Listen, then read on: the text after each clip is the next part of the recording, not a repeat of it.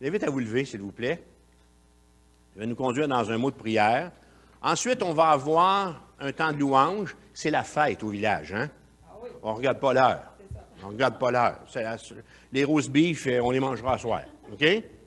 Alors, c'est la fête au village. On ne regarde pas l'heure.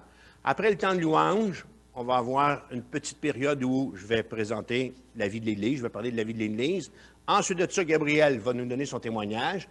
Et sa belle Édith, est-ce qu'il le sait? OK, fiou. Va chanter un chant pour son mari. Oui. Ensuite, je vais vous apporter un message de la parole de Dieu. Et à la toute fin, on devrait aller dehors pour le baptême. Je vous dis, ça nous mène à peu près jusqu'à midi moins quart. Ça vous va? Seigneur Jésus, on veut te dire merci. On veut louer ton nom pour ce que tu fais dans chacune de nos vies. Merci parce qu'on est fébrile, on est content aujourd'hui d'être entre frères et sœurs, d'être en famille, d'être avec des amis, des visiteurs, d'être au téléphone, d'être sur le Zoom, d'être sur le YouTube, Seigneur, pour entendre les exploits que tu as faits dans la vie de notre frère Gabriel. On veut d'abord être édifié, d'être encouragé par ces chants. Viens nous rejoindre et viens surtout recevoir toute notre reconnaissance, toute notre adoration, parce que tu en es vraiment digne. Que la gloire et l'honneur te reviennent, Jésus. Fais-nous du bien et sois exalté alors que nous passons ces instants en ta présence. En ton nom, nous prions, Jésus. Amen. Dieu vous bénisse. À plus tard. Bon, bien, bonjour à tous. On est ici pour célébrer, comme François dit. C'est un grand moment dans la vie de notre frère Gabriel. C'est célébrer ce que Jésus a fait pour lui, rendre témoignage de cela. Tu fais maintenant partie, Gabriel, de la grande famille de Jésus, hein? Et c'est pour ça qu'on veut dire que tu es notre frère, qu'on peut dire que tu es notre frère. C'est merveilleux. On est tous une famille. Et on est la grande famille de Jésus, puis c'est pour ça qu'on veut dire, je l'ai dit, dans toute famille, il y a un papa. Notre papa, Dieu créateur de toutes choses. Avez-vous déjà essayé d'imaginer de quel amour nous aime notre Père céleste? Mes frères et sœurs, son amour, c'est tellement grand qu'on ne peut pas le saisir avec notre compréhension humaine. Dans le premier chant, c'est cet amour-là qu'on veut chanter. On veut dire « Abba, Père ». Abba, c'est un mot hébreu qui ressemble à « mon papa ». Ça exprime l'affection, la proximité puis le respect qu'on a envers lui. Fait que quand on dit « Abba, Père », on dit « Père, Père ». Je suis émerveillée par l'immensité de ton amour pour moi. Père, Père, si grande est ta tendresse que je viens me plonger dans tes bras. Et quand je chante ça, là, je suis là de même des fois. Là, je m'imagine être plongée dans ses bras. Chantez cet amour que vous avez pour lui. Rendez-lui gloire par vos chants. Alors, on va chanter « Abba, Père ». Ah oui, il faut mettre les masques. C'est plate, hein? C'est vraiment dans la prédication qu'on doit les enlever.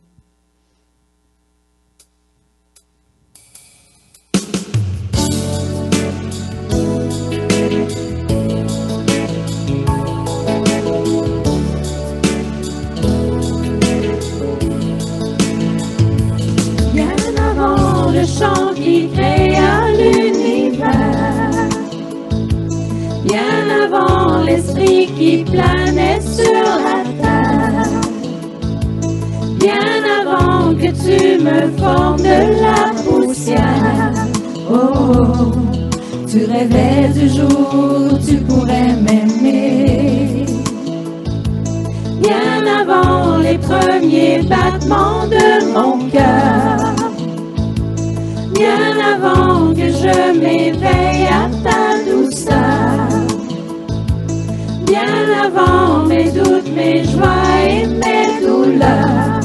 Oh, tu rêvais du jour où je pourrais t'aimer.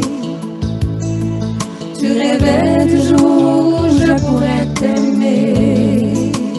Abba, Père, je suis à toi. Abba, Père, je suis à toi. Abba, Père, je suis à toi. Abba,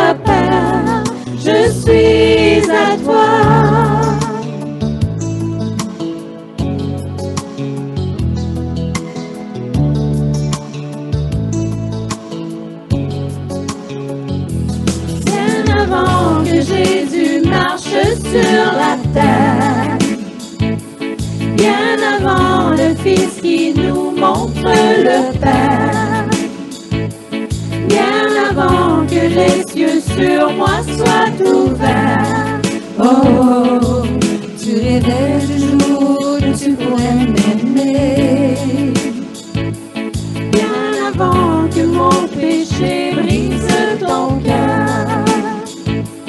Bien avant que coule le sang et la sueur. Bien avant les clous, le froid et la douleur. Oh, tu rêvais du jour où je pourrais t'aimer. Tu rêvais du jour où je pourrais t'aimer. Abba Père, je suis à toi. Abba Père, je suis à toi. Abba Père, je suis à toi.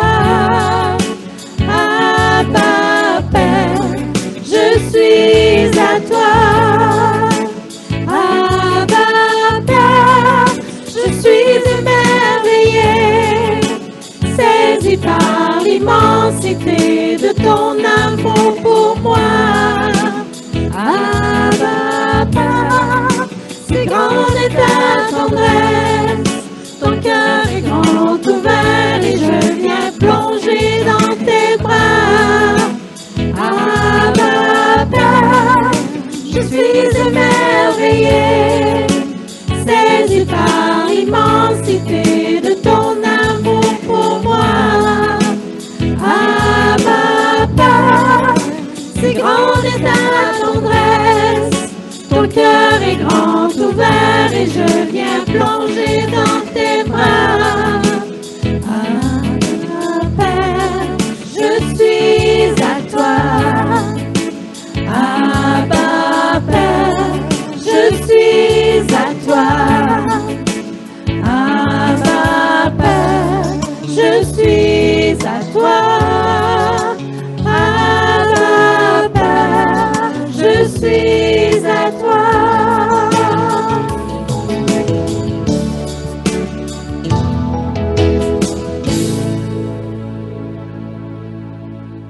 Amen. C'est tellement un beau chant.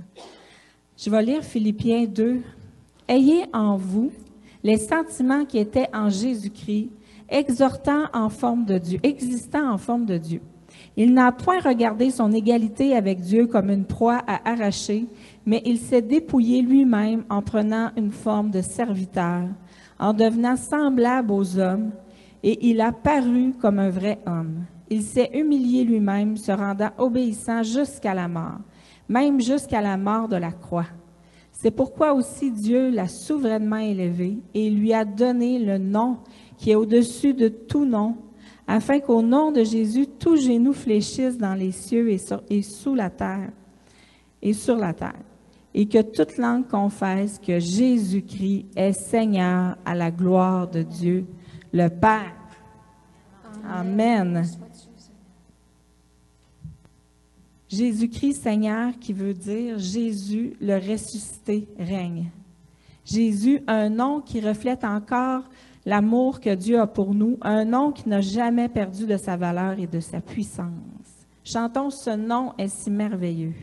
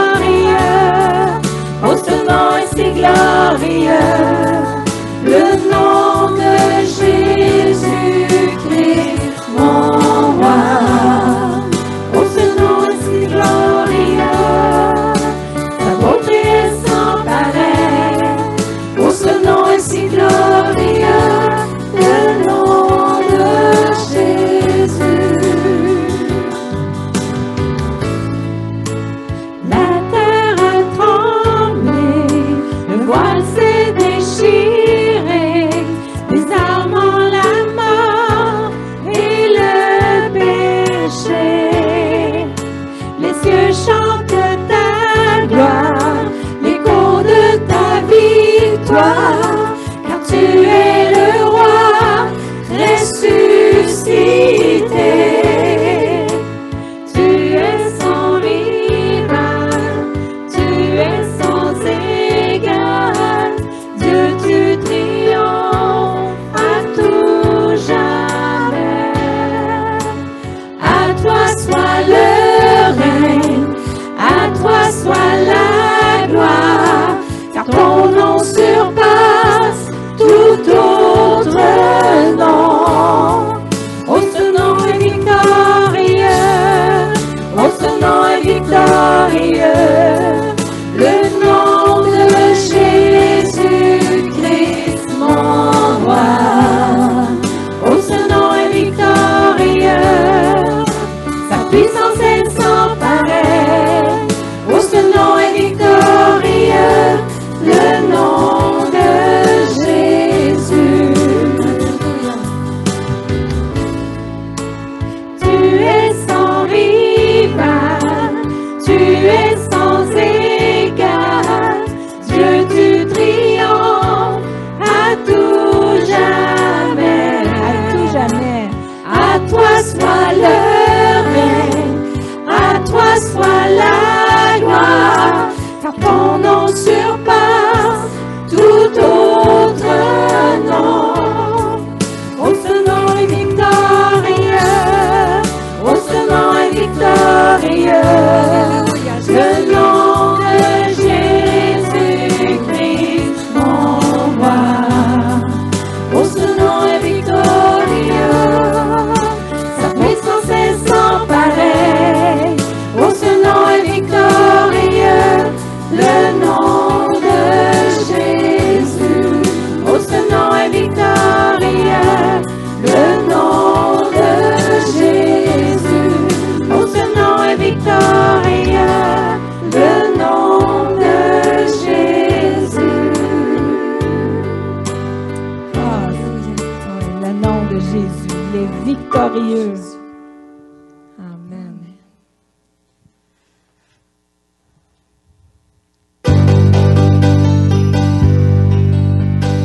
On va pouvoir taper dans les mains. On se lève si on est capable. C'est un chant qui bouge.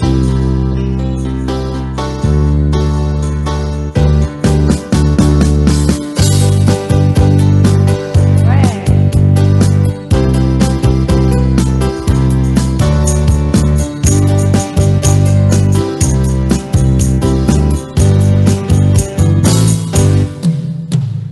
Béni soit le nom du Seigneur, béni soit le nom du Seigneur, béni soit le nom du Seigneur, le Très-Haut. Béni soit le nom du Seigneur, béni soit le nom du Seigneur, béni soit le nom du Seigneur, le Très-Haut. Le nom du Seigneur est un refuge, le juste accourt dans ses murs pour être sauvé. Le nom du Seigneur est un refuge, le juste accourt dans ses murs pour être sauvé. Glorifions le nom du Seigneur, glorifions le nom du Seigneur, glorifions le nom du Seigneur, le Très-Haut. Glorifions le nom du Seigneur, glorifions le nom du Seigneur, glorifions le nom du Seigneur, le Très-Haut. Le nom du Seigneur est un refuge, le juste accourt dans ses murs pour être sauvé. Le nom du Seigneur est un refuge, le juste accourt dans ses murs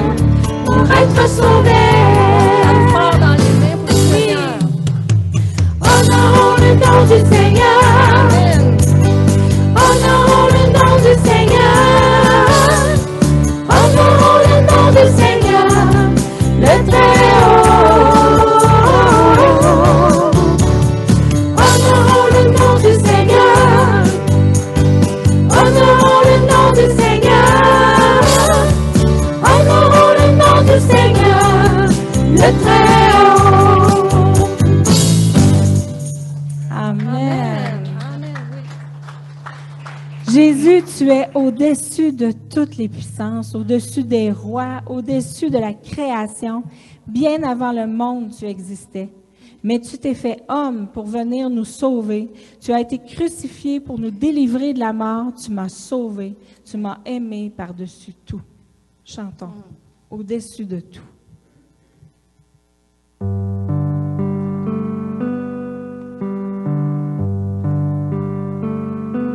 Au-dessus des puissances, au-dessus des rois, au-dessus de la nature et de la création, au-dessus de tous les plans des hommes sages, bien avant le monde tu existais. Au-dessus des royaumes, au-dessus des trônes, oui, Seigneur. Au-dessus des merveilles que ce monde a connues, oui, sois-tu. Par-dessus tous les trésors de la terre, rien ne peut mesurer ta valeur. Crucifié, seul abandonné, tu as souffert, méprisé, rejeté, telle une rose foulée sous nos pieds. Tu m'as sauvé, tu m'as aimé, par-dessus tout.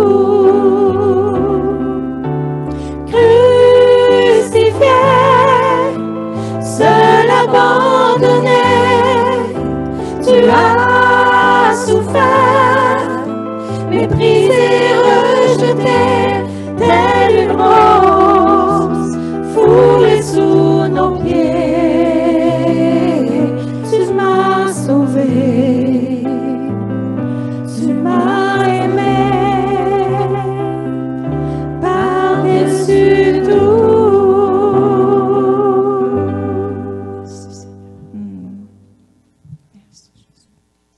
J'aimerais vous lire un passage dans la Bible, Matthieu 22, verset 37. Tu aimeras le Seigneur ton Dieu de tout ton cœur, de toute ton âme et de toute ta pensée. Oui, Seigneur, on vient devant toi aujourd'hui, on te donne tout notre cœur, toute notre âme et toute notre vie. Que tout ce qui vit en nous te glorifie. Au nom de ton Fils Jésus. Amen. Amen.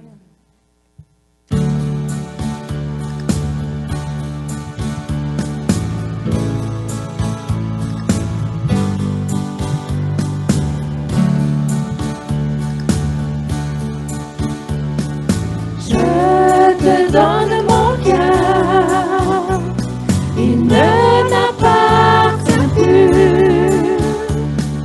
Ce que j'ai de meilleur, tout est pour toi, Jésus.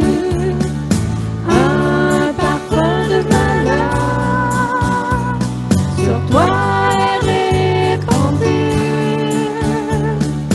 C'est l'offrande de mon cœur.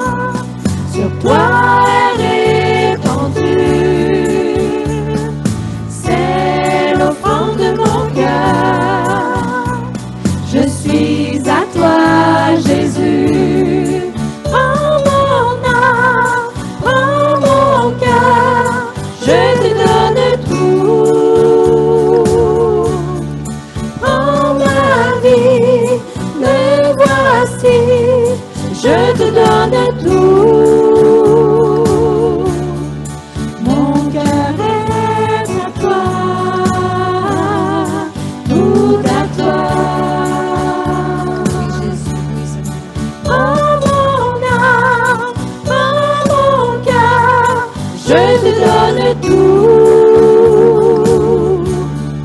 Prends ma vie, me voici, je te donne tout. Mon cœur est à toi, tout à toi. Mon cœur est à toi,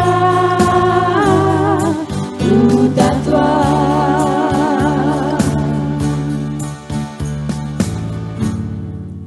Est-ce que vous pouvez dire, je suis prêt à te suivre, Jésus? Il faut vouloir le suivre. Jésus, je te suivrai. On se lève, si vous voulez.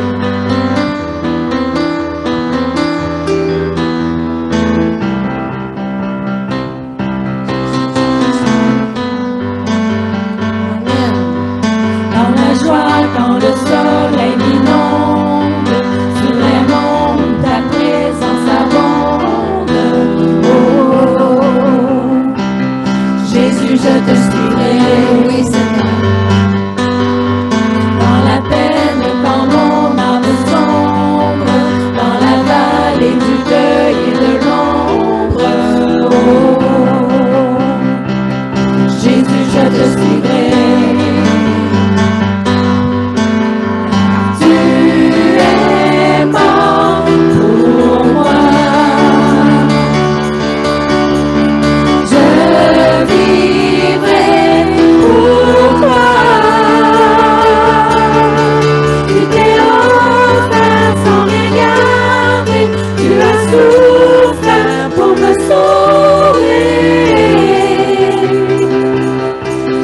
Je te suivrai,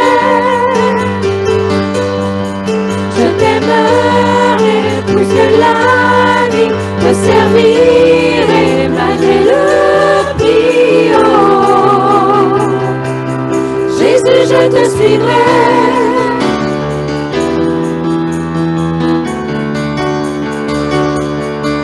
Confiant quand ma foi est profonde, dans le doute, quand ma paix semble fondre. Oh,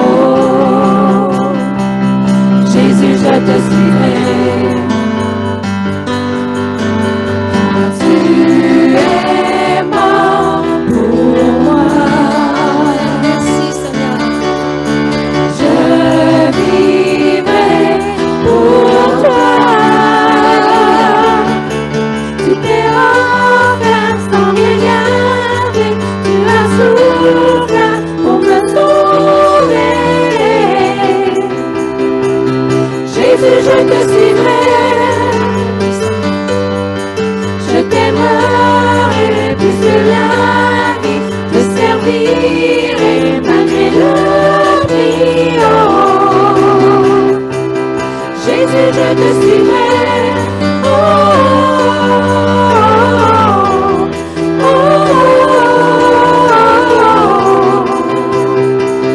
Jésus, je te suivrai.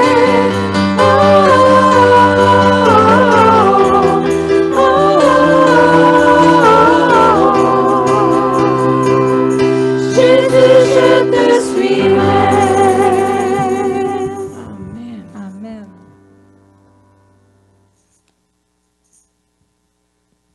Êtes-vous aussi excités que nous en avant? Mais excités pour le Jésus, là. Pas juste excités pour la musique, on est excités parce que la musique rend gloire au Seigneur. Nos paroles, les paroles, le Saint-Esprit inondent toujours les assemblées. Que le Saint-Esprit continue à faire son œuvre majestueuse ici dans ce lieu. Qu'il nous bénisse, Seigneur.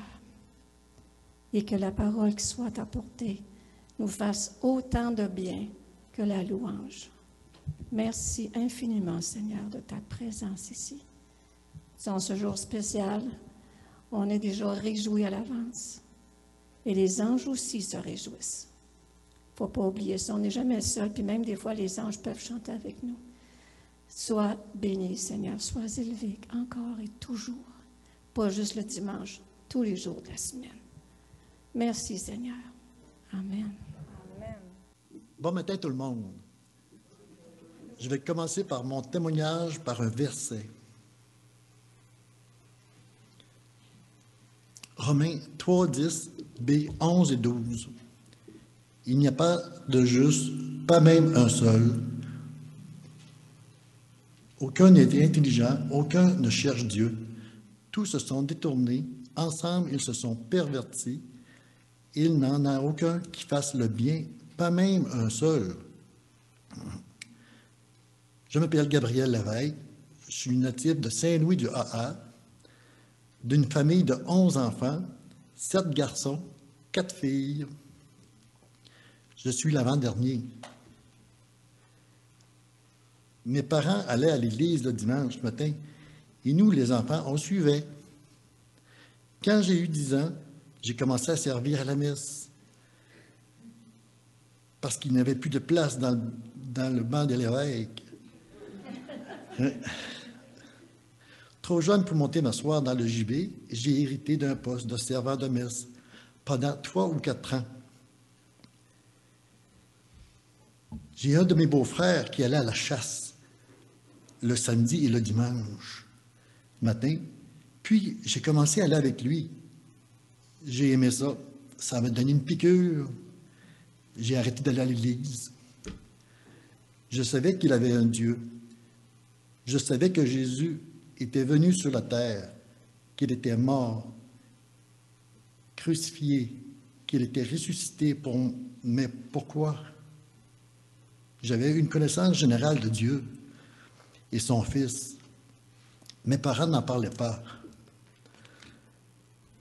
Je sentais un vide en moi, mais je ne me posais pas de questions sur la vie et la mort. Métro, boulot, dodo, on vit, on meurt. Les bons vont au paradis, les méchants vont en enfer. Je suis une personne tranquille, de nature réservée, respectueux. Il paraît que je suis un bon gars. Donc, pour moi, j'allais au paradis. C'est ce que je croyais avant d'entendre l'Évangile. J'ai quitté la maison familiale pour demeurer à Rivière-du-Loup et commencé à travailler chez Prelco depuis 1985. J'ai occupé divers postes à la production, sur l'équipe de nuit, de soir et maintenant de jour depuis 36 ans. Je suis opérateur trempeur, chef d'équipe de 4 personnes et ça demande beaucoup de contrôle. C'est pas toujours facile, je disais des gros mots, à cause du statique qu'on prend sur les verres énergisants et aussi à cause des BO urgents à faire. Sur le corps de travail, on fonctionne avec un tableau de rendement. Je savais que j'avais une grosse tendance à être compétitif, à m'en causer du stress. Je connais Denis depuis 1988. Oui, Denis Caron. Je savais qu'il était baptiste, mais j'étais loin de savoir la vérité. Entre moi et Édith, je l'appelais le curé. Un jour, mon collègue de travail, qui était à quelques pieds de moi, a dit quelque chose à Denis. Et Denis a répondu, « Moi, je sais que je vais au paradis. » Ça m'a piqué. Je ne comprenais pas trop. En espace d'1 an et demi, j'ai eu 5 décès dans ma famille. En avril 1992, mon père est décédé subitement d'un infarctus. Il avait été opéré pour le cœur 4 à 5 ans avant. Et début décembre 1993, ma jeune sœur, qui avait 29 ans, son conjoint, leurs 2 enfants, un de 2 ans et l'autre de 4 mois, ont eu un accident de voiture. Ils sont tous décédés sous la force de l'impact. Ça a été un gros choc pour toute la famille. Et encore plus pour ma mère. Je ne me posais pas plus de questions sur la vie et la mort. J'ai vécu 3 séparations avant de rencontrer Édith en 2002. Et on a habité ensemble depuis on s'est mariés. Ça fait 19 ans qu'on est ensemble. Je n'ai pas eu d'enfants, mais les 2 filles de ma conjointe font partie de ma vie. Quand elles ont été enceintes, elles m'ont dit, « Gab, tu veux-tu être papy? » J'ai dit oui tout de suite. Oui. J'ai donc 5 petits-enfants. Le matin du 9 mars 2017, j'étais au travail. J'ai eu une grosse douleur à la poitrine et dans les 2 bras. Je me suis assis, j'ai appelé mon contremaître. J'ai fait un tour d'ambulance avec les gyrophares et les sirènes jusqu'à l'hôpital de Rivière-du-Loup. Je faisais une grosse infarctus. Aussitôt le protocole terminé à l'urgence, j'ai fait un 2e tour d'ambulance avec les gyrophares jusqu'à l'Institut de cardiologie de Québec pour la pose d'un tuteur cardiaque qui a bien réussi. Sur la fin de soirée, j'ai fait un 3e tour d'ambulance pour revenir à Rivière-du-Loup. Cette fois-là, pas de gyrophare, pas de sirène. Je ne me posais toujours pas plus de questions sur la vie et la mort.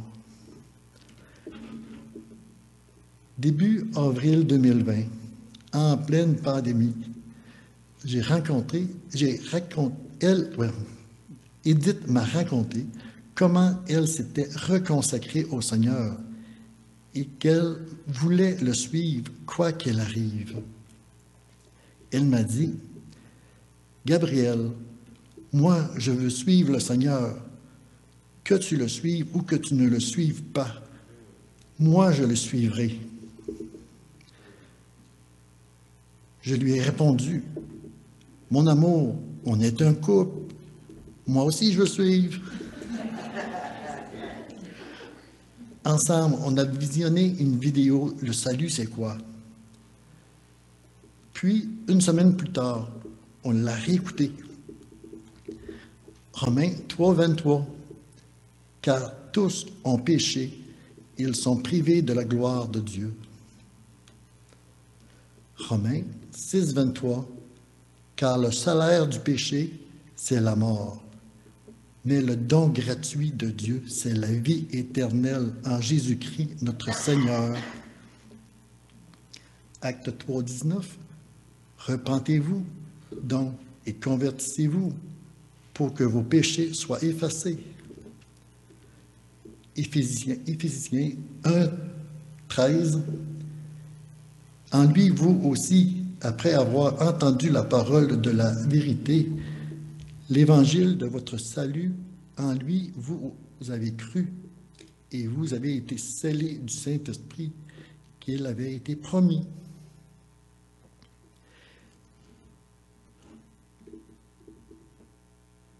J'ai reconnu que j'étais pécheur, totalement perdu, que j'allais en enfer. J'ai cru en Jésus, je me suis repenti, je suis né de nouveau. Je n'ai rien ressenti, pas entendu de voix. Ça n'a pas été instantané pour moi d'avoir l'assurance d'être sauvé. C'est arrivé quelques semaines plus tard. J'ai commencé à lire la Bible, mais je la lisais le soir. Je m'endormais dessus. J'ai vite compris que c'était préférable de lire le matin. Je ne priais pas à tous les jours, mais je faisais ma lecture chaque matin. Fin août, début septembre, j'ai commencé à prier avant de lire ma Bible. L'école était commencée et notre petit-fils de 8 ans avait de la misère avec ses cours. Ses notes étaient faibles. J'ai commencé à prier pour lui. Puis, un mois plus tard, sa mère a écrit à Edith pour lui dire que ses résultats avaient monté. À cause de la COVID, sa maman ne travaillait plus durant la semaine. Elle aidait plus à ses enfants pour les devoirs. Il est rendu à 9 ans. Il s'en va 4e année. Oh là là! Dieu a exaucé ma prière. J'ai compris quelque chose. J'ai compris que maintenant, j'ai une relation étroite avec Dieu. J'ai aussi le privilège de l'appeler papa. Il est réceptif à mes prières. Psaume 66, 19. Mais Dieu m'a exaucé. Il a été attentif à ma voix de ma prière. À ce moment-là, j'ai eu l'assurance d'être sauvé. Romains 8, 16. L'Esprit lui-même rend témoignage à notre esprit que nous sommes enfants de Dieu. Maintenant, je sais qu'il est venu pour moi. Il a été crucifié pour moi. Il a versé son sang pour moi. Il est mort pour moi. Il est ressuscité pour moi. Et j'ai eu une nouvelle vie en Jésus-Christ. Galates 2:20. J'ai été crucifié avec Christ, et si je vis, ce n'est plus moi qui vis, c'est Christ qui vit en moi. Si je vis maintenant dans la chair, je vis dans la foi au Fils de Dieu qui m'a aimé et qui s'est livré lui-même pour moi. Je me suis joint à l'Église de la Rivière le 6 septembre 2020. Merci Seigneur pour l'Église. Un soir, on écoutait des vidéos de chants chrétiens avec paroles à l'écran de la TV. Puis, attaché à la croix pour moi a commencé. Oh, ça m'a foudroyé. J'ai eu des frissons. J'ai pleuré. Ça m'a rentré dedans. Ouf, c'était bon. Ça m'a renversé. Ouf.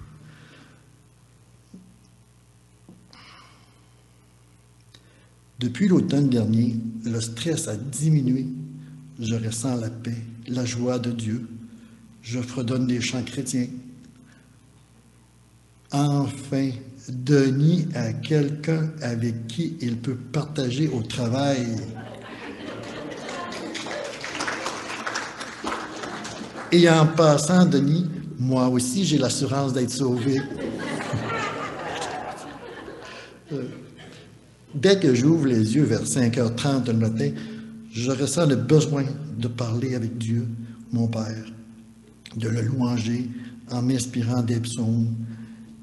Je le remercie pour la nuit, du repos qu'il m'a donné, la tranquillité du moment que je passe en sa présence, la sécurité qu'il me donne pour la température qu'il fait dehors, peu importe le temps qu'il fait. Je le remercie pour la journée, pour la santé, pour l'énergie qu'il me donne. J'aime servir le Seigneur par les travaux manuels que je fais au bâtiment de l'Église, par des autres services que je peux rendre aussi. J'aime ça. Je ne serais plus capable de me passer les dimanches matins sans l'Église, les réunions sur la semaine aussi. J'ai commencé à parler de Jésus à quelques collègues, des fois spontanément, pendant que je travaille. Je prie pour eux dans mon masque. Je tends des perches. Je cherche des personnes de paix. Je veux moi aussi marcher avec le Seigneur. Je veux faire sa volonté maintenant. Moi aussi, je veux suivre le Seigneur. Merci Seigneur pour ce que tu as fait à la croix. Merci de m'avoir sauvé. Merci pour ce que tu vas continuer à faire dans ma vie. Amen. Bon, ça fait que c'est ça. Moi, j'offre un chant à Gabriel qui, je pense, c'est un de ses préférés. C'est ça. A cappella.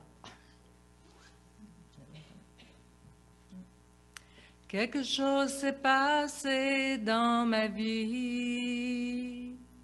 Quelque chose a bouleversé ma vie,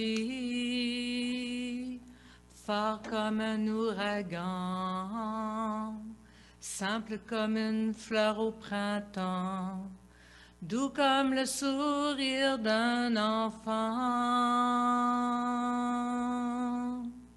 Quelque chose s'est passé dans ma vie. Quelqu'un a éclairé la nuit où je vivais. Je ne le connaissais pas. J'ai entendu sa voix. Je lui ai dit, me voici. Je sais que Jésus est venu.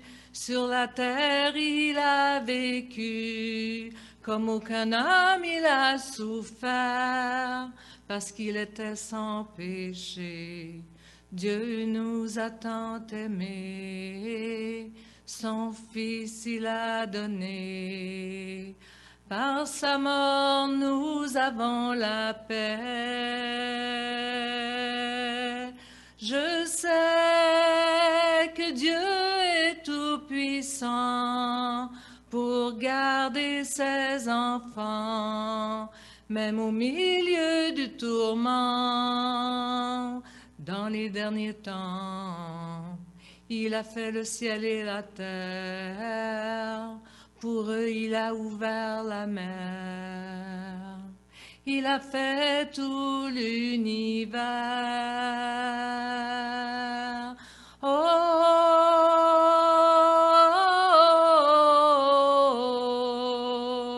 oh, oh, oh, oh,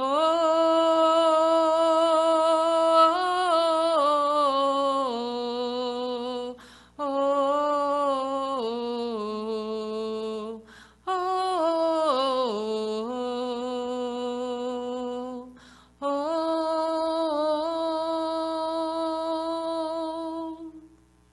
merci Seigneur.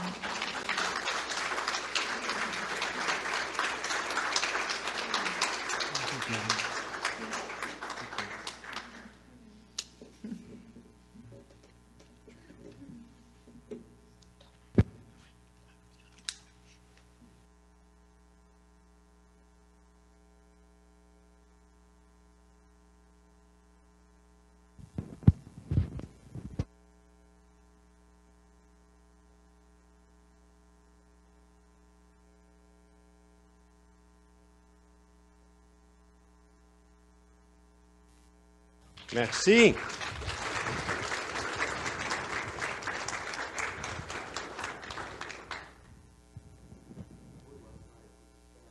Mais, hein? Oui. Merci beaucoup. Alors, on a la preuve que Gabriel parle.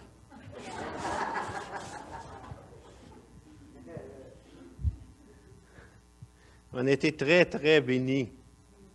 Ah oui. Amen. J'ai ri. On est un couple. Moi aussi. C'est le plus violent qui a été, ça.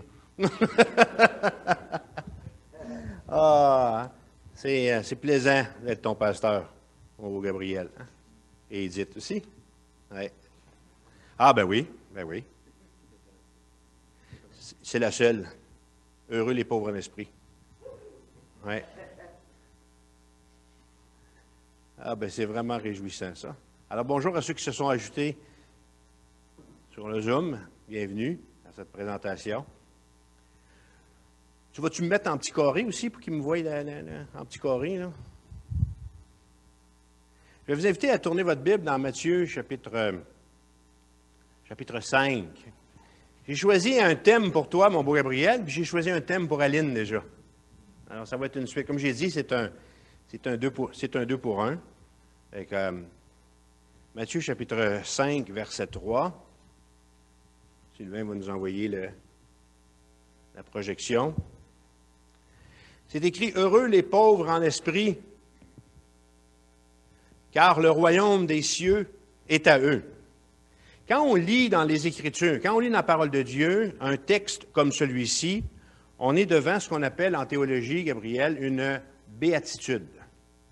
Et le Larousse, j'aime le Larousse, il donne des explications puis des significations qui sont vraiment à mon goût puis en accord avec la parole. Regardez ce que le Larousse dit de béatitude. Ça parle de la félicité céleste des élus. Okay? C'est le Larousse qui écrit ça.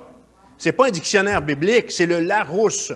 Ça veut dire que c'est un mot pour les chrétiens, c'est un mot pour les élus, c'est un mot pour les enfants de Dieu. Heureux les pauvres en esprit, car le royaume des cieux est à eux. Billy Graham a écrit dans son livre « Le secret du bonheur », plus je les lis, c'est-à-dire plus je lis les béatitudes, plus je les médite, plus je les étudie, mieux je me rends compte que Christ a donné par elle une formule de bonheur personnel, formule qui s'applique à chacun, quelle que soit sa race, sa situation géographique, son âge ou les circonstances. Allez-vous être d'accord avec moi pour dire que la recherche du bonheur est une recherche qui est mondiale? C'est une course, c'est pas du café qu'on cherche dans un allée chez IGA, c'est une course mondiale. Tout le monde désire le bonheur, puis tout le monde voudrait bien savoir où vous l'avez pris si vous affichez un sourire de bonheur. Un millionnaire a confessé un jour « Je croyais que l'argent pouvait me procurer le bonheur, j'ai terriblement été déçu. » Un homme va voir un jour son psychiatre et lui dit « Docteur, je me sens seul, je me sens désespéré, je me sens malheureux, pouvez-vous m'aider? » Alors le psychiatre lui suggère, il dit « Oui, au cirque, il y a un bon clown qui fait rire les gens. » Et le malade de lui dire « Je suis le clown. »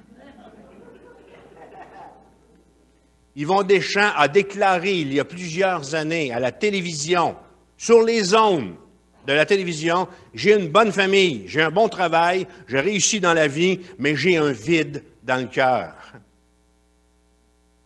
Est-ce que vous vous identifiez à ces personnes? Est-ce que les bébelles du monde vous apportent satisfaction ou frustration? Dans ma campagne de Mirabel, je suis un Gaspésien d'adoption, mais je viens de Saint-Augustin de Mirabel. Alors, dans ma campagne d'adoption, ou dans ma campagne de Mirabel, où j'ai grandi, sur la ferme de mon oncle Roland, il y a une source. Il y a une source d'eau, limpide, fraîche, froide, mais elle a une particularité, cette source-là. En plein mois de juillet, elle ne nous donne même pas une seule goutte d'eau. Elle est totalement tarie. Je veux transposer cette anecdote de la façon suivante. Est-ce qu'une source qui ne tarit pas existe? Est-ce que le bonheur est possible sur la terre? Existe-t-il une telle source qui rend la vie digne d'être vécue? J'aimerais vous proposer en cette matinée spéciale que oui, la réponse est oui, Jésus est cette source. La Bible dit, dans un des textes de l'Évangile de Matthieu, chapitre 4, 23, que Jésus parcourait toute la Galilée, enseignant dans les synagogues, prêchant la bonne nouvelle du royaume, ce qu'on vient d'entendre dans l'histoire de Gabriel, et guérissant toutes les maladies et toute infirmité parmi le peuple. Lorsqu'on regarde Jésus, lorsqu'on l'étudie, lorsqu'on le voit aller, on peut se poser la question suivante. Qu'est-ce que Jésus a dans la tête dans ce texte-là? Autant dans Matthieu 4 que dans le Sermon sur la montagne, Jésus a dans la tête de me faire du bien, de meubler ma vie, de lui donner un sens. Notre société, mes amis, elle est comme la source de mon oncle Roland. En période de canicule, elle est tarie. Il n'y en est pas ici de l'amour que Jésus a à mon égard, puis l'amour que Jésus a à notre égard. Hein? Jésus prêche que le bonheur qui donne une valeur durable à la vie n'est pas le bonheur sacrificiel qui dépend des circonstances. Jésus prêche que le bonheur et la satisfaction qu'il nous présente sont un bonheur qui remplit l'âme, même au milieu des événements les plus douloureux et les plus amers. Jésus dit qu'il offre un bonheur qui persiste, un bonheur que nos âmes recherchent, un bonheur qui ne tarit point. Notre texte dit « Heureux les pauvres en esprit ». Il faut cependant savoir que lorsque Jésus a prononcé ce sermon populaire, les gens qui écoutaient Jésus étaient bien loin d'être heureux puis d'être bénis. À preuve, on a juste à penser au contexte politique romain et les charges causées par les impôts et toute la ribambelle de collecteurs de taxes qui extorquaient le peuple. Le peuple était trompé au moment où Jésus parle. Le peuple était asservi. Entre moi et vous, là, il n'y avait rien à espérer de la vie. Pourtant, Jésus, dans ce discours, les déclare heureux, eux, les pauvres en esprit.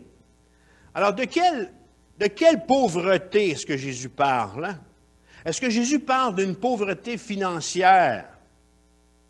Est-ce que Jésus parle d'une pauvreté psychologique? Jésus doit obligatoirement, ici, parler d'une autre sorte de pauvreté. Beaucoup de ceux qui avaient vu les miracles que Jésus avait accomplis étaient convaincus qu'il était le roi de Dieu, qu'il était le roi promis, celui qui allait instaurer son règne sur la nation d'Israël. Hein? Par leur présence, du fait que ces gens-là suivaient Jésus, leur question était, d'une certaine façon, Jésus, comme ça, hein? Jésus, on est-tu assez bon? Jésus, est-ce qu'on est assez juste pour entrer dans ton royaume? Dis-nous-le donc, Jésus. Est-ce qu'on l'a, la bonne affaire? Alors, ces personnes qui suivaient Jésus savaient bien que l'Ancien Testament exigeait la justice comme base pour être accepté par Dieu. Pourtant, ils étaient là à lui demander quelle justice ils devaient posséder pour pouvoir entrer dans le royaume de Dieu. Connaissez-vous la réponse que Jésus va leur faire? Jésus va les surprendre. Jésus va les surprendre. Il va même les scandaliser ouvertement. Eux qui suivaient l'enseignement des pharisiens, c'est-à-dire eux qui suivaient les enseignements religieux, de la religion.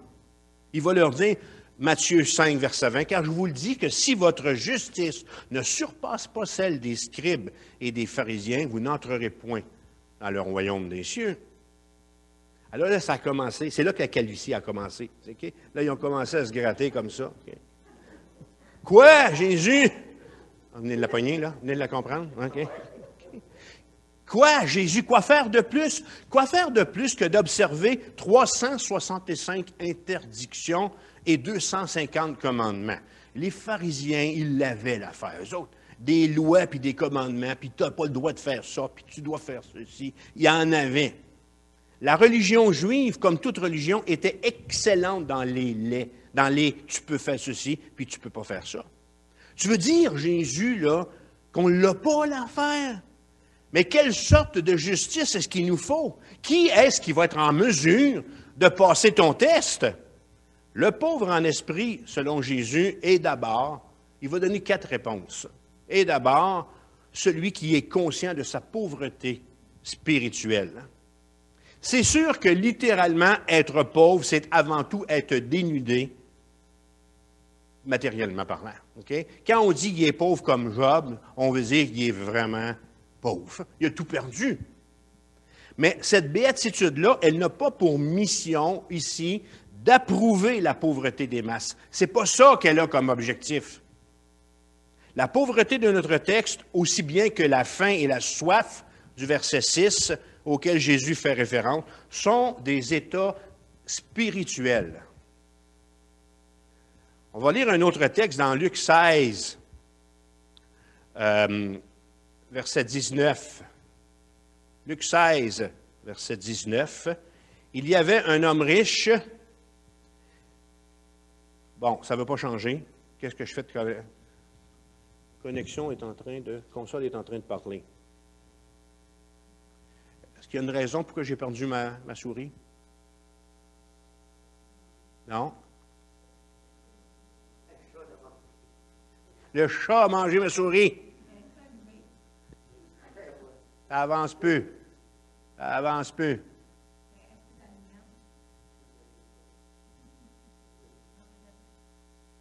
Oui, jouez l'heure, là. Oui, les batteries sont pleines, là. Oui, oui. Avance donc ma diapositive, s'il vous plaît. Sylvain. Elle ne veut pas avancer non plus? Plus de contrôle sur la console.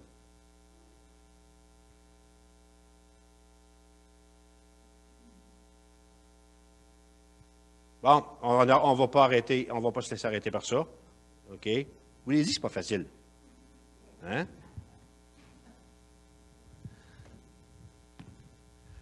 Luc 19. Alors, Jésus a en tête que la pauvreté, quelqu'un qui est pauvre en esprit, ça commence d'abord par qu'il est conscient de sa pauvreté spirituelle. Il y avait un homme riche. Alors, qui sera en fait, dans ce texte ici, le vrai pauvre de l'illustration. Alors, ça commence en disant qu'il y avait un homme riche, mais vous allez voir que c'est lui qui est pauvre. Alors, il y avait un homme riche qui était vêtu de pourpre et de fin lin et qui chaque jour menait joyeuse et brillante vie. Un pauvre, alors là, ça c'est l'homme central de notre histoire. Un pauvre, nommé Lazare, était couché à sa porte, couvert d'ulcères. Alors, on a ici la description de sa misère. Et désireux, verset 21, de se rassasier des miettes qui tombaient de la table du riche. Et la Bible dit que même les chiens venaient pour lécher ses ulcères. Alors, on pourrait être d'accord ici de dire que là, on est vraiment devant quelqu'un qui est rejeté, un misérable qui est rejeté de Dieu.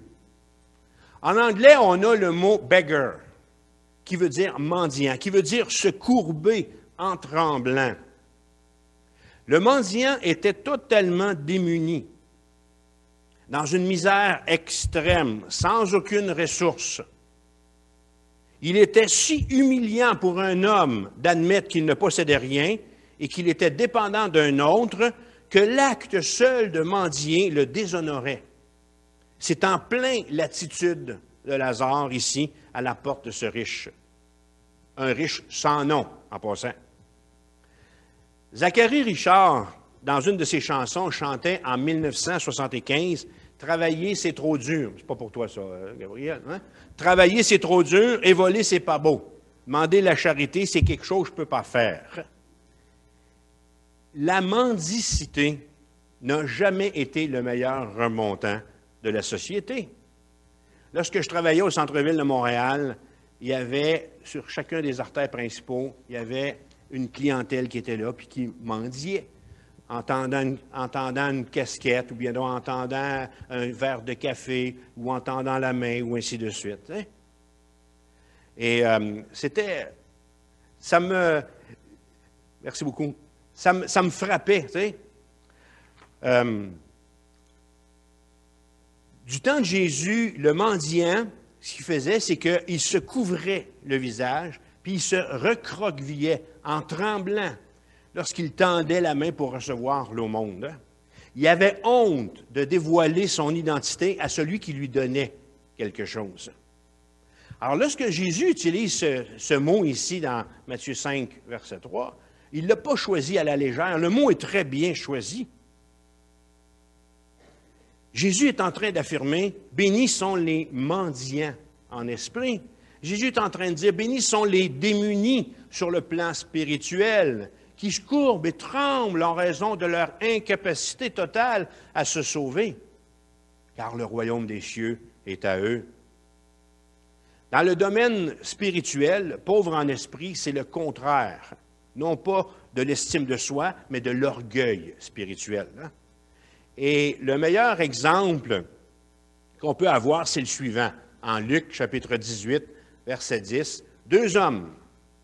Ça, c'est un vrai faux prétentieux. Vous allez voir, le premier. Et un deuxième qui est beaucoup plus réaliste, ou qui comprend sa situation. 2 hommes montèrent au temple pour prier, Luc 18, verset 10.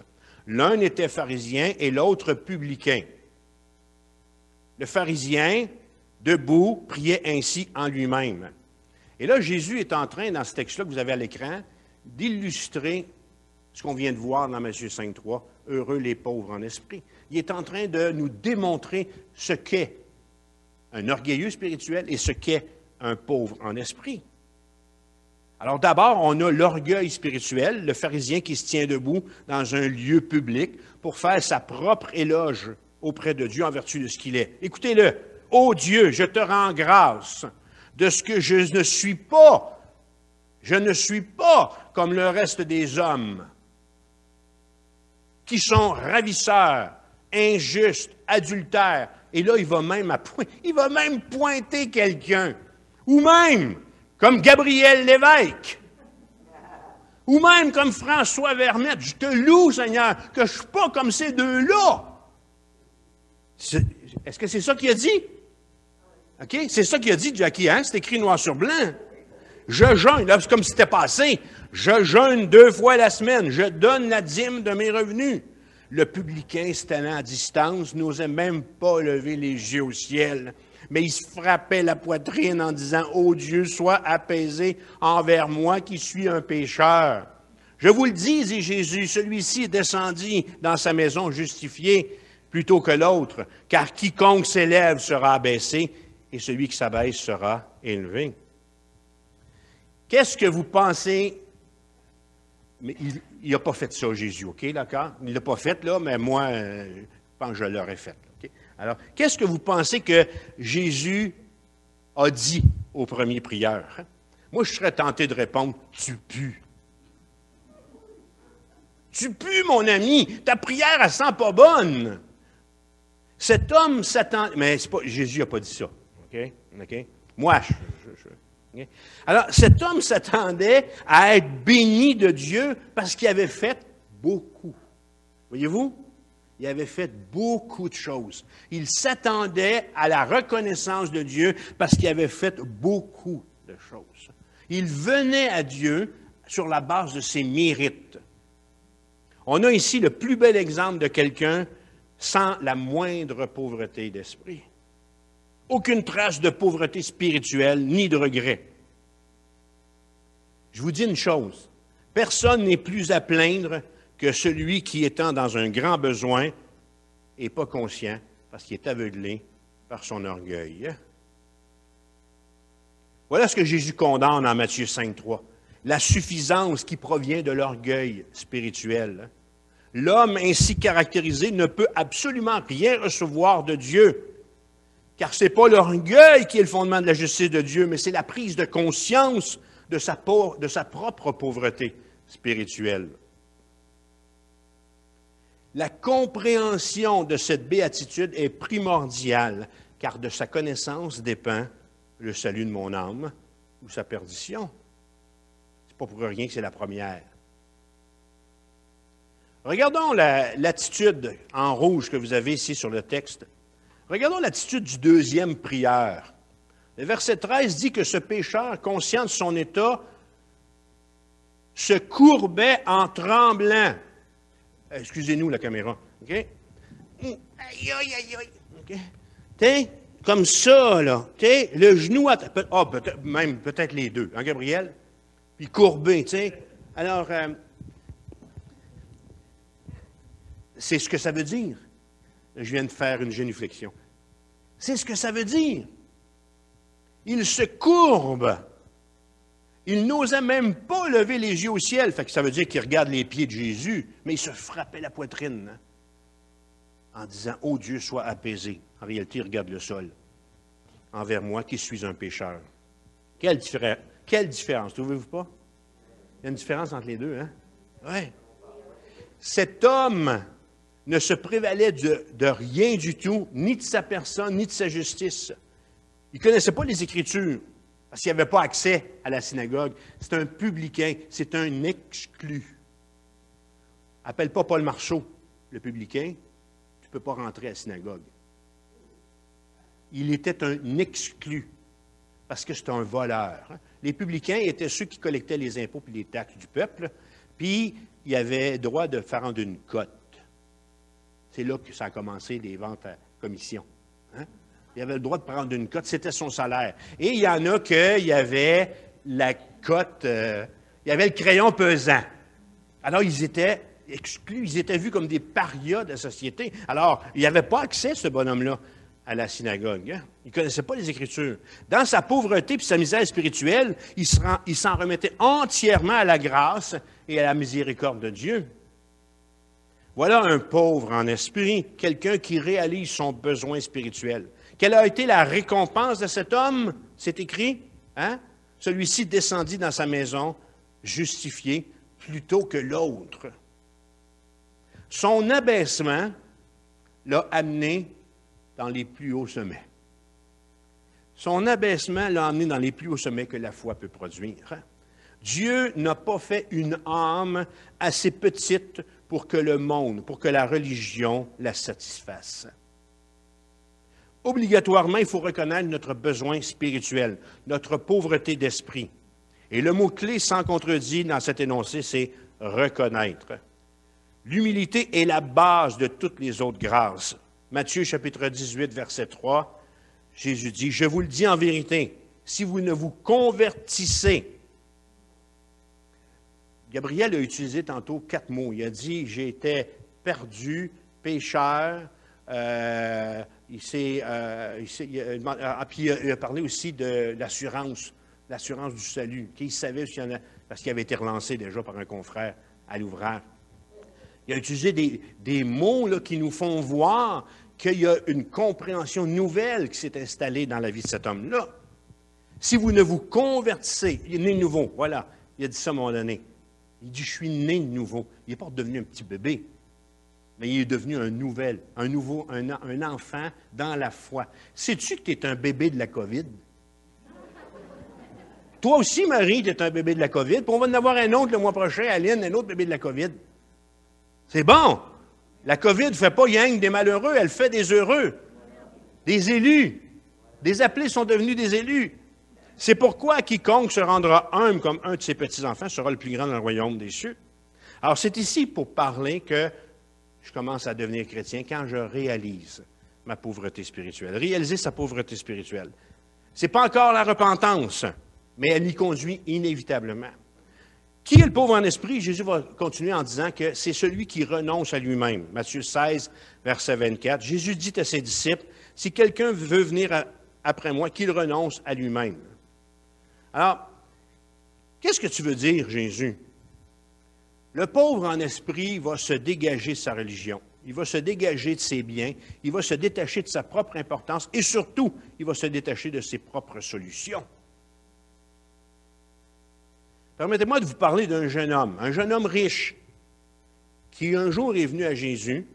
Il était vraiment, là, il avait des bretelles, puis là, il faisait ça avec. C'est sûr, OK? Il était vraiment fier. Hein? Il était fier de ce qu'il avait réalisé. Il était content de ses richesses, de ses acquis, puis de sa moralité, puis de sa religion. OK? Au point où il se révolta quand Jésus lui a dit comment il pouvait hériter la vie éternelle. Matthieu 19, 16. Maître, dit-il, que dois-je faire de bon? OK? Que dois-je faire de bon pour hériter ou pour avoir la vie éternelle? Jésus répondit, tu ne tueras point, tu ne commettras point d'adultère, tu ne déroberas point, tu ne diras point de faux témoignages, honore ton père et ta mère et tu aimeras ton prochain comme toi-même.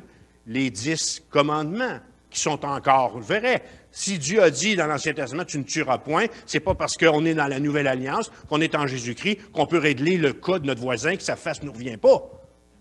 Ça ne marche pas, c'est encore vrai. Alors là, il va dire devant tout ça, « Hey, Jésus, j'ai observé toutes ces choses-là, que me manque-t-il encore? » Jésus lui dit, « Si tu veux être parfait, va, vends ce que tu possèdes, donne-le aux pauvres, et tu auras un trésor dans le ciel. Puis viens et suis-moi. » Après avoir entendu ces paroles, le jeune homme s'en alla tout triste, car il avait de grands biens. Ça a été trop. Ça a été trop pour le jeune homme. La Bible dit qu'il s'en alla tout triste. Pourquoi? Parce qu'il n'était pas capable de se détacher de ses biens temporels. Il estima impossible pour lui de devenir un pauvre en esprit parce qu'il était trop conscient de sa propre importance. Il a répondu à Jésus, « J'ai observé toutes ces choses. J'en ai fait des affaires. Sur la base de ce que j'ai fait, tu devrais au moins me dire que c'est correct. » Peut-être que quand il s'est en allé, il a dit, « C'est pas possible. Il doit avoir mal compris, le Seigneur Jésus. » Là, il rouspétait, puis il m'a demandé de me défaire de tous mes biens. Puis là, je trouve grognon, tu sais, même pas mal léché. C'est là que le chaume-grognon est venu au monde, d'abord, je pense.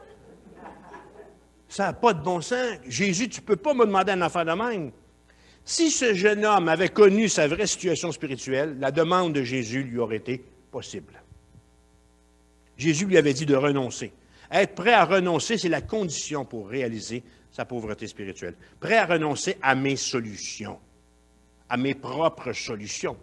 Jamais plus. En passant, on a entendu parler de ce jeune homme-là.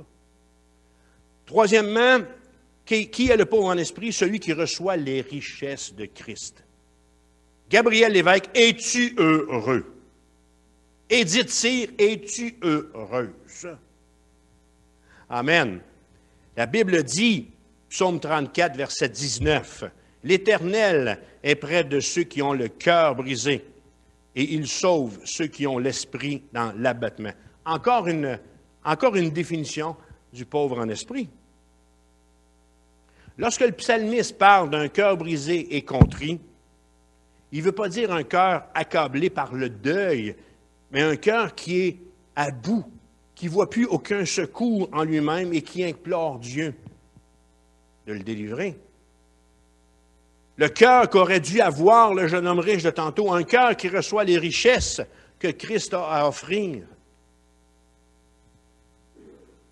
Les vrais heureux sont ceux qui ont accepté le fait que Christ seul pouvait les rendre heureux.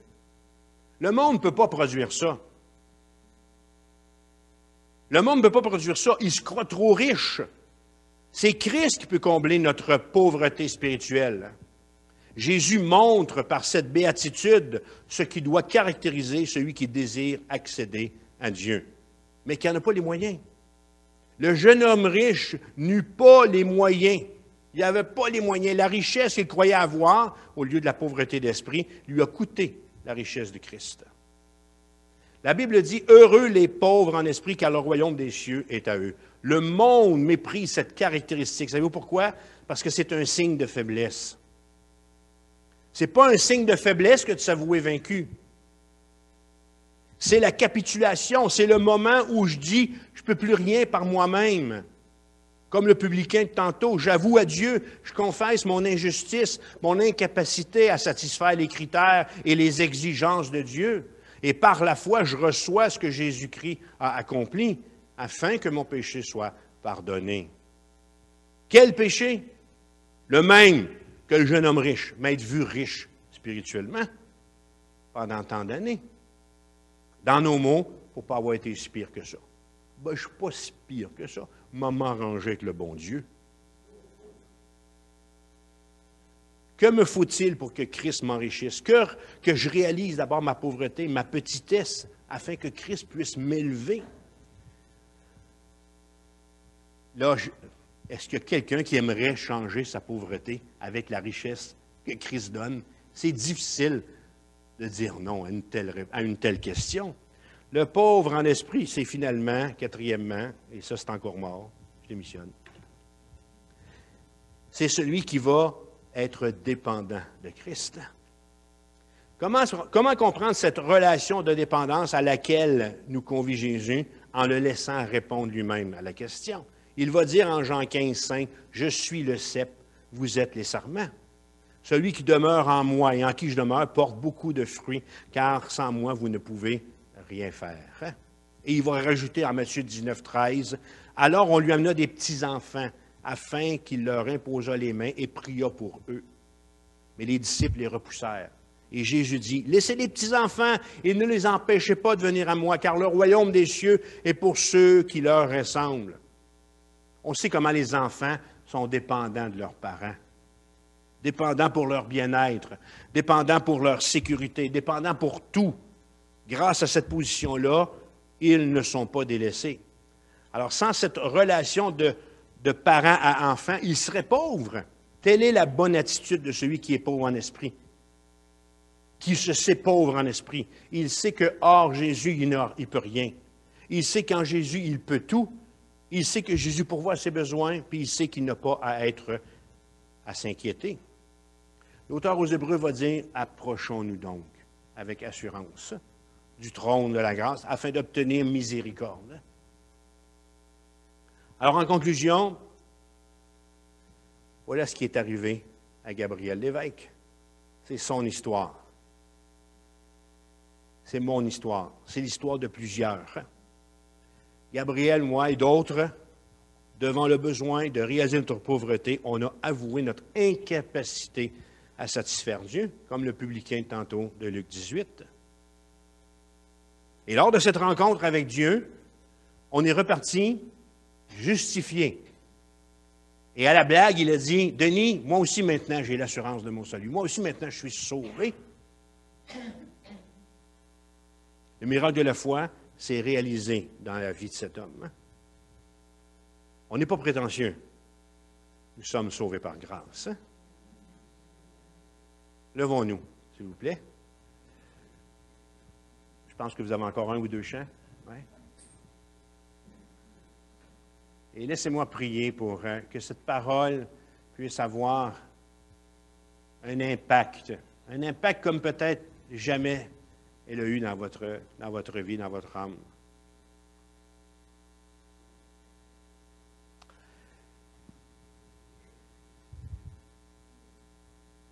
Alors Seigneur, on veut te dire merci pour ce qu'on vient de voir dans ce texte qui nous encourage, qui nous exhorte, qui nous invite à réaliser notre pauvreté spirituelle.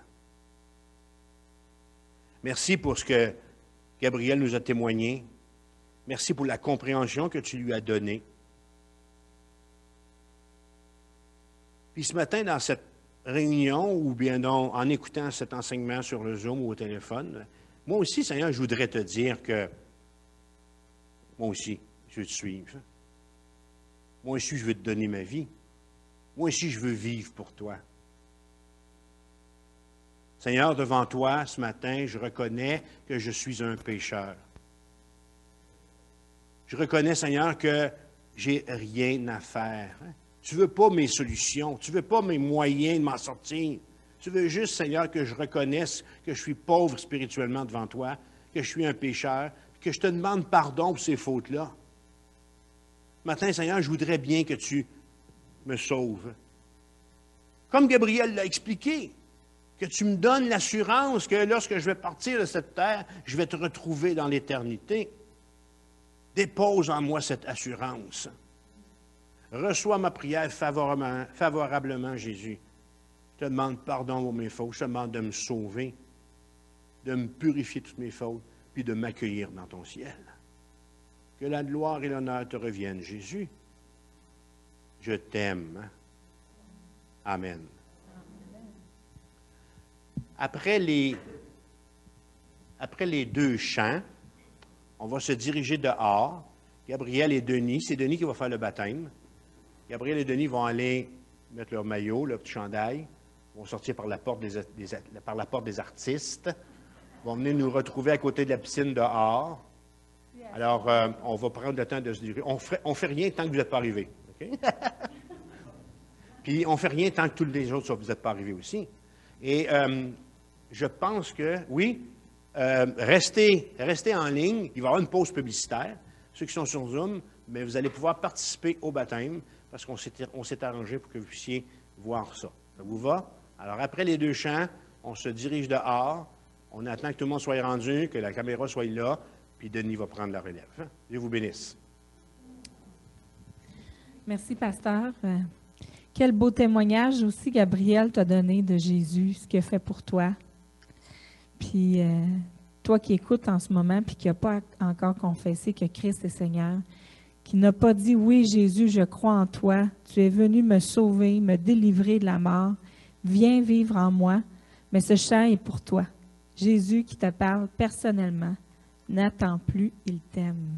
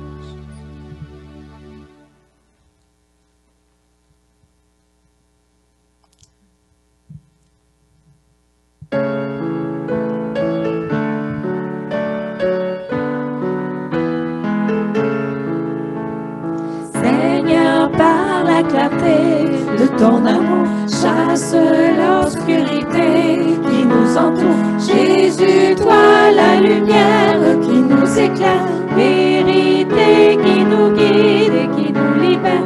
Brille sur moi, brille sur moi. Brille, oh Jésus, ouvre ce pays de ta gloire. L'Esprit Saint embrase nos cœurs, coule en torrent de ta grâce, remplis les nations par le Seigneur, que la lumière soit. Seigneur, tu me conduis dans ta présence, de la nuit dans l'éclat de ta puissance. Par ton sang, je prends part à ta sainteté. Sonde-moi mes ténèbres, consume-les. Brille sur moi, brille sur moi. Brille, oh Jésus, couvre ce pays de ta gloire. Brûle l'Esprit Saint, embrase nos cœurs, coule en torrent de ta grâce, remplis les nations par le Seigneur, que la lumière soit. Et quand nous contemplons ta royauté, nos visages reflètent ta beauté et transforment sans cesse de gloire en gloire. Que sans fin notre vie tisse ton histoire. Brille sur moi, brille sur moi. Brille, oh Jésus, couvre ce pays de ta gloire.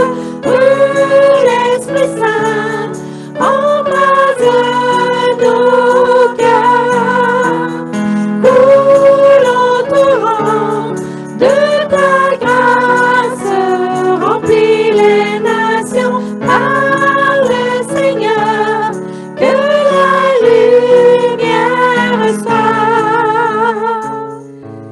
Sur ces paroles, ils furent baptisés au nom du Seigneur Jésus. Acte 19, 5. Amen. Oui.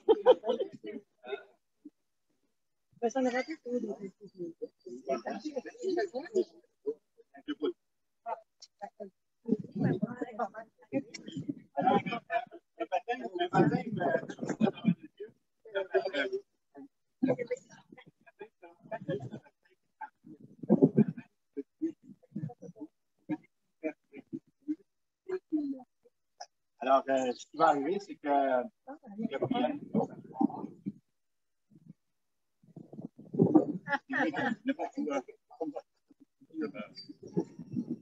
l'autre bord. L'autre bord. Là.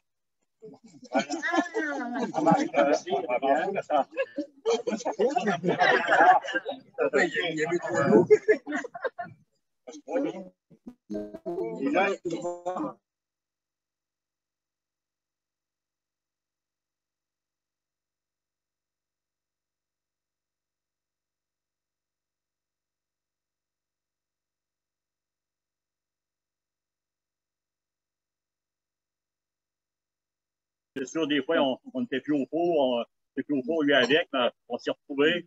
Mais depuis 2005, que je priais pour que Dieu touche un ange chez Pelco, sauve un de mes collègues et mes amis, mais je pensais jamais que ça serait Gabi. Puis vous savez, quand il a fait son infectieux, j'ai prié encore plus fort. Que je ne voulais pas qu'il... Moi, Gabi, je veux dire, je ne voulais pas qu'il parte sans connaître Jésus-Christ et qu'il laisse prendre du salut comme qu'il m'avait entendu dire. Dieu est bon, Dieu fait grâce. Puis même, lui, c'est arrivé le jeudi, l'autre lundi, un autre de mes collègues, il a fait un infarctus. J'ai travaillé 8 heures de nuit avec. On se connaissait autant que je pouvais connaître mes frères ou mes sœurs. Ça m'a rendu à l'hôpital parce que j'ai trop fait de l'angoisse pour mes deux chums. Mais Dieu est bon. Mais il faut toujours prier. La persévérance dans la prière, c'est qu'est-ce qui compte le plus. Parce que Dieu il est patient. Dieu il nous développe notre patience, mais c'est en son temps à lui, en son heure à lui, qu'il va toucher le cœur de nos collègues, de nos amis, de notre famille. Il ne faut pas se lâcher dans la prière, la persévérance.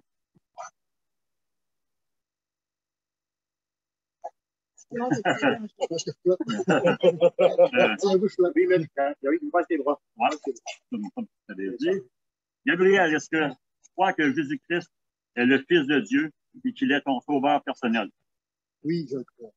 Suite à ton témoignage, très beau témoignage, et à ta confession de foi, je te baptise au nom du Père, du Fils et du Saint-Esprit. Amen.